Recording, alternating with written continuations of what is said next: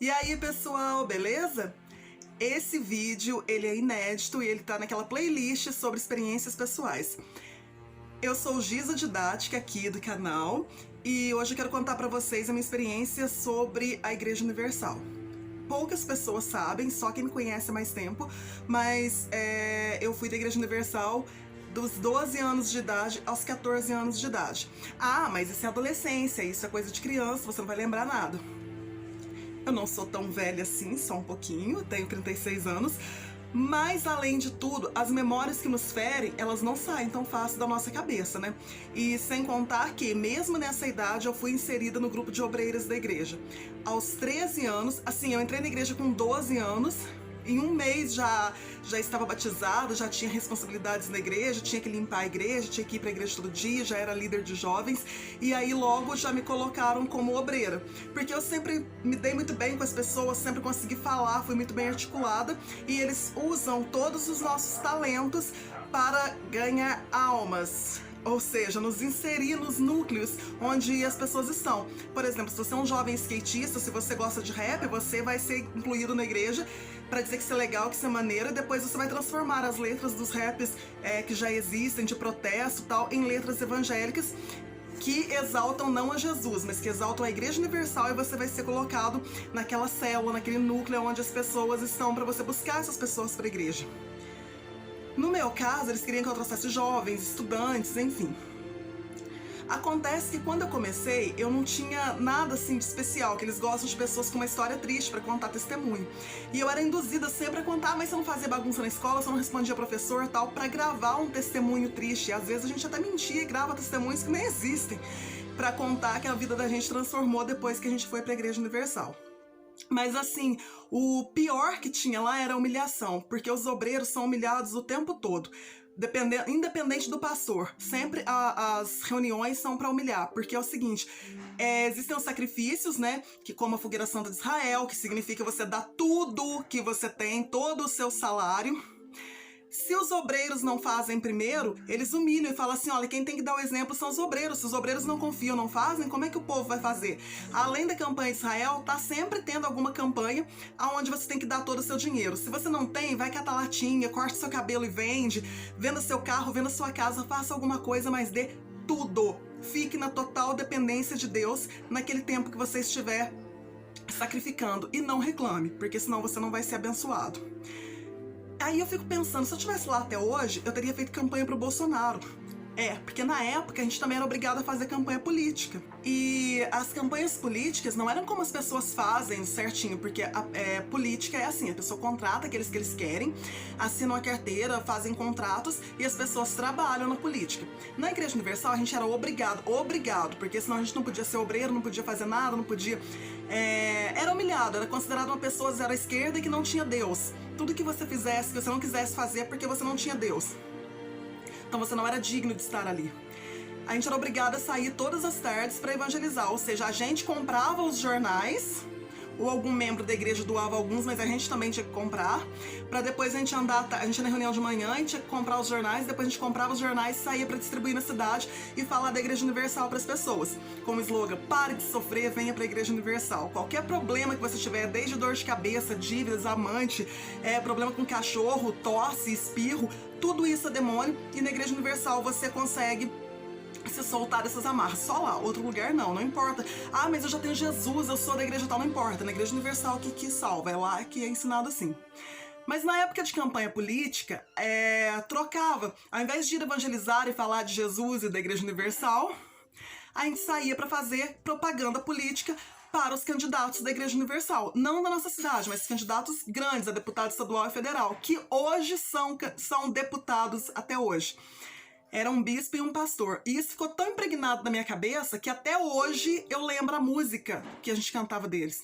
Tinha que andar com faixa na rua. E detalhe, menor de idade não pode trabalhar na política. E a gente trabalhava. Chegou uma época que foi no dia da eleição, a gente foi mandado fazer boca de urna na porta das escolas. Eu e uma amiga, a gente estava com as mochilas cheias de panfletos, e a gente foi orientado que se a polícia pegasse, não era pra falar o nome da igreja. Era pra falar que a gente gostava do candidato e tava lá porque a gente queria e ninguém mandou. E qualquer coisa falar que era católico, não podia falar que era da Igreja Universal. Pior que isso, era que, além de fazer tudo isso de graça, que a gente não sabia de verba de campanha, não sabia de nada, a gente achava que estava fazendo para Deus, entendeu? Porque se você não faz, você é endemoniado. E aí você é impedido de participar de todas as coisas da igreja e é considerado uma pessoa endemoniada. Então eu fico imaginando como é que foi na campanha pro Bolsonaro, né, que eu não participei, né, que eu não tava lá, já tava livre desse lugar, e eu me livrei de lá por causa de humilhação de pastor mesmo. Eu tinha 14 anos e tinha um rapaz de uma outra igreja que eu comecei a gostar dele, ele me pediu pra namorar, eu aceitei, a gente deu um selinho, o pastor ficou sabendo. Ele me chamou minha mãe, mas antes da minha mãe chegar ele me chamou sozinha. Aí ele falou que eu tava expondo o nome da igreja porque eu tinha beijado, tinha dado um selinho num cara de outra igreja, que pra namorar tinha que ser debaixo da ordem do pastor, que ele que tinha que explicar, ele tinha que saber da minha vida, ele tinha que saber sobre tudo. E aí ele perguntou, teve mais que isso? Eu falei que não. Aí ele falou que eu tava com... Como é que eu vou chamar a perseguida do jeito que ele chamou de 2 palavrões muito feios e eu não posso falar aqui. Mas ele falou que eu tava com ela coçando, que eu tava como uma cachorra no cio e que eu tinha que tomar vergonha e continuar sendo obreira da igreja, que eu não ia me permitir sair da igreja e muito menos permitir namorar. Eu ouvi tudo calada, porque até então eu não conseguia falar não conseguia discutir. É assim, uma lavagem cerebral muito grande. E aí, eu, nessa época, saí da igreja, não falei mais nada, mas eles vieram aqui em casa buscar meu uniforme, a roupa de obreira que eu tinha comprado, né, porque a gente tinha que pagar, e a gente entregou, né? Meu pai falou, por que você entregou? Eu falei, entreguei, porque pra eles era um orgulho, né? Ser obreira da Igreja Universal era uma coisa nova na minha cidade, era uma coisa, nossa, a gente parecia uma santa vestida com aquela roupa, se achava o máximo, né? E o que eu quero dizer com isso é que lá dentro existe sim uma lavagem cerebral muito grande. Porque as pessoas chegam lá, se tudo que você tem é demônio, se antes te falaram que todos os problemas que você tem é demônio e que lá é a única solução, é a única porta que você vai resolver os seus problemas, você acredita, você chega lá, se o seu problema é sentimental, você não consegue namorar, você nunca se casou, você tá solteirona e tá precisando se casar, tá precisando namorar porque colocaram isso na sua cabeça que você precisa, quando chega lá, o que eles fazem? Apaga as luzes na reunião, coloca só uma luzinha de fundo, coloca música de filme romântico que marcou a época, que marca a cabeça de todo mundo. Os homens de lá, as mulheres de cá, pedem pra se olhar, receber oração, passar num arco de flores, com perfumes e tal. E aí você tem gente que até casou depois dessas reuniões. Um olha pra cara do outro, nossa, tô apaixonado. Às vezes até troca um brigadeiro, tipo correio elegante, e depois formam-se casais. Se você tem insônia, você tá com possessão demoníaca. Se você tem medo, pesadelo, essas coisas. Aí sua reunião é na sexta-feira. Aí, lá também costuma baixar a luz, coloca fundo musical de filme de terror e o pastor começa a chamar demônio na sua vida, botar a mão na sua cabeça, chega aqui demônio, não sei o que, não sei o que, não sei o que. E aí você entrega o corpinho lá, cai e faz tudo o que eles quiserem. É sugestivo, eles vão perguntando e você vai respondendo como se tivesse um demônio no seu corpo.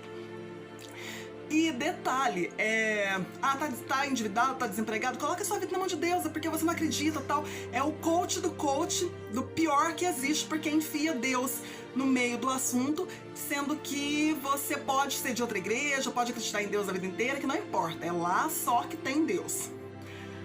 Até quando eles vão cantar, eles não cantam, eles têm uma musiquinha que é: se você quer parar de sofrer, vem pra Universal. Vem pra Universal, não é pra Jesus, é pra Universal. Várias músicas deles é de louvação para Universal. Se duvida do que eu tô falando, vá lá e comprove na reunião da prosperidade, na reunião do amor, nessas coisas. E se quiser saber mais coisas, comenta aqui. Você já foi lá? Você conhece? Comenta aqui, me conta como é que foi. Compartilha esse vídeo com algum amigo que foi lá com você ou que te convidou pra ir. E não se esqueça, tá inscrito no canal? Se inscreve aqui embaixo, ativa o sininho para você não perder nenhum dos nossos vídeos. Beleza? Até o próximo!